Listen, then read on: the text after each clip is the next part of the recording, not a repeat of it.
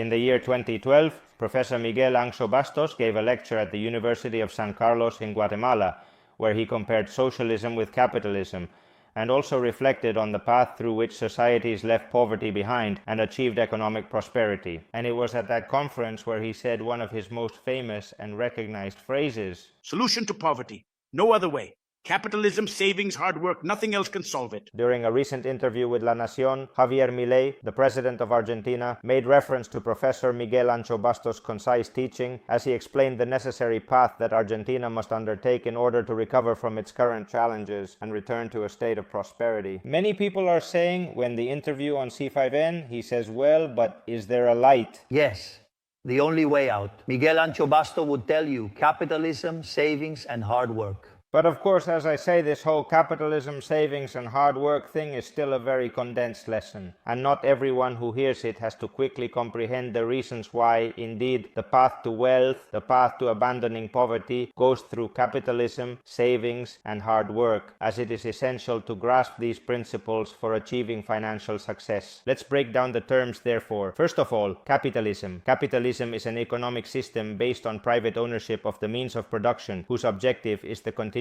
revaluation of capital. And capital is nothing more than an estimate of the net value, the net welfare that we are going to generate through our means of production for others. That monetary estimate of the net value we generate through our means of production for third parties is obtained, logically, through the price system. And prices are signals that contain and transmit information. Information regarding the preferences of economic agents, I prefer this or I prefer the other, and information also regarding the most efficient combinations for production. By utilizing this production factor, that production factor, and the other production factor, I am capable of manufacturing this consumer good while minimizing the expenditure. That is, minimizing the sacrifices I must make in order to produce the consumer good that is desired by the customer. Thus, capitalism is an economic system that, through the price system, aims to optimize productive decisions within society in order to maximize the satisfaction of the needs of all those who participate in that social production process and ensure the efficient allocation of resources. This is explained very well by Professor Miguel Anxo Bastos in the aforementioned conference, Capitalism is the Only System. Thus,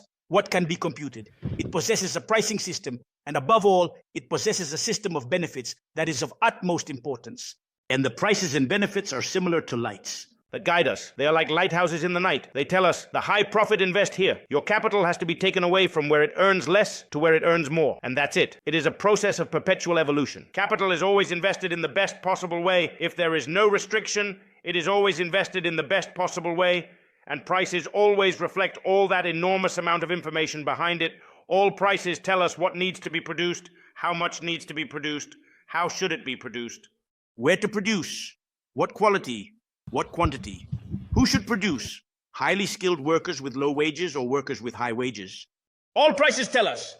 Calculation is allowed, a rational system of production, the only rational system. The other option is to be subject to the whims of a dictator who determines how the resources of some are allocated to others. And Javier Milei also explains it very well in the aforementioned interview. Capitalism, i.e., a system that respects life, liberty, and property, where the central axis is private property, as a mechanism by which the price system functions. Second term, savings. By savings, we mean the limitation of expenditure on consumption in order to facilitate the financing of investment. Investing is the process of creating means of production to increase our capacity to produce consumer goods in the future and enhance our ability to meet the demands of the market. Therefore, when we save, we give up consuming in the present in exchange for expanding our capacity to produce much more in the future. In capitalism, that savings, that ability to finance investment in means of production, is funneled or directed through the mechanism of capital. That is to say,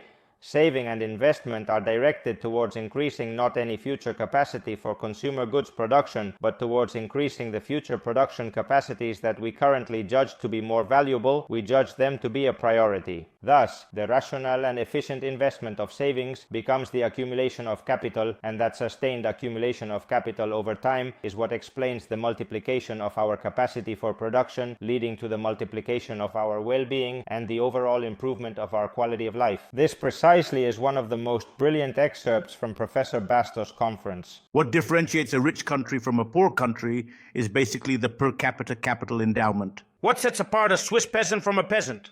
Like one from Banja Mulenga in the Mulenga Mountains of Congo, one of the world's poorest areas.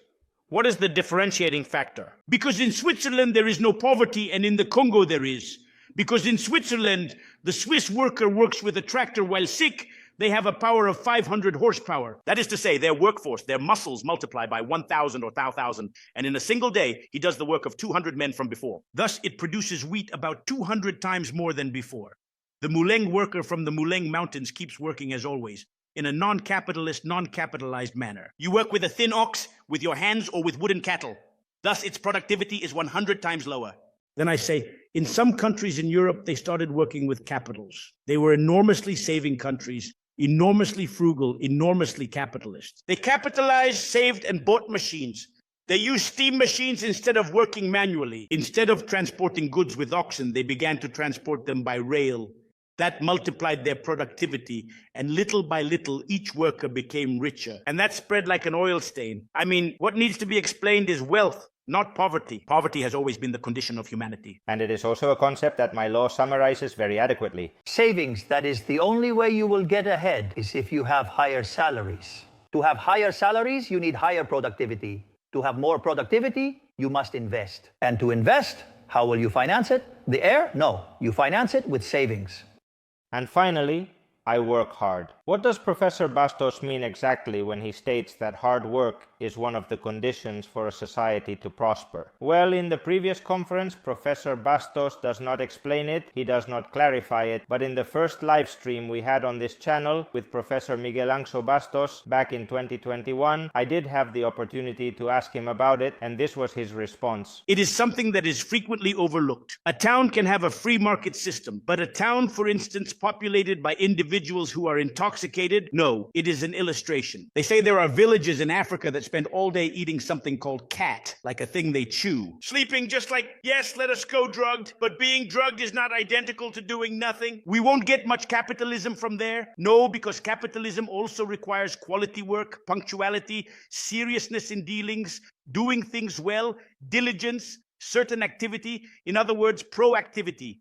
Of course, it's a town that's asleep all day, drunk, partying all day. No objection in libertarian sense, but if you want to be capitalist, you're going the wrong way. Not ideal. I stress that a lot because not much emphasis is placed on it.